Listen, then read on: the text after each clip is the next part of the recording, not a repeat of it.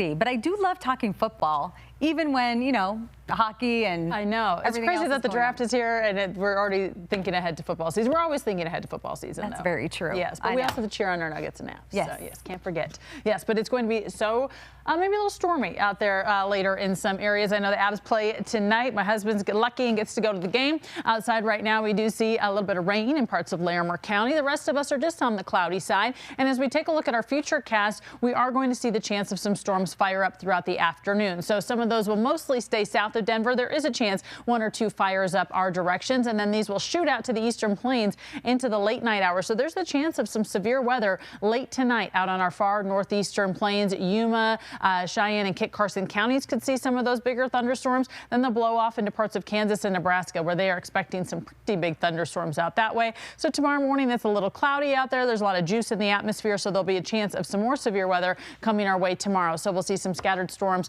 in the mid-afternoon. Then they'll push out to the eastern plains, where they have a better chance of possibly turning severe. So our severe weather outlook for today does cover south of Denver and out into the far eastern plains. Kansas obviously has the best chance of seeing some of that big weather with damaging hail and damaging wind and large hail. So what we're watching here in the First Alert Weather Center, again, possible severe weather today, and it gets a bit more active as we head towards the end of the week. So right now 55 in Denver, 54 in Boulder, 56 in Fort Collins, 60s out on the eastern plains, 64 in Avon right now, 62 in Steamboat, 71 in Grand Junction. We're looking to hit 68 later today in Denver, 66 in Boulder, Fort Collins, and Greeley, 60s, 70s out on the eastern plains, and 60s in the high country. Now, as we take a look at our Super 7-day forecast, we're in the 60s through Friday, a little bit cooler by Friday. And tomorrow, we do have the potential for severe weather, and it does cover parts of the Front Range and the foothills. So this does include Denver, although the far better chance for that severe weather will be out on the eastern plains. But we can't rule out some bigger hail